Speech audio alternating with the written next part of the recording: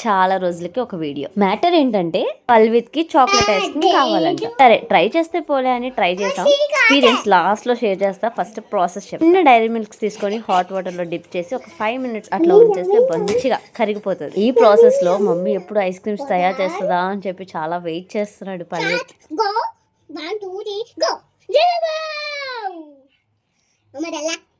ఇప్పుడు చాక్లెట్ అంతా మెల్ట్ అయిన తర్వాత అందులోనే గోరువెచ్చని మిల్క్ యాడ్ చేసుకోవాలి. అంతా కలిసేటట్టు మిక్స్ చేసుకొని ఐస్ క్రీమ్ స్టిక్ కూడా పెట్టేసి డీప్ ఫ్రిడ్జ్ లో ఒక 20 minutes ఉంచేస్తే రెడీ.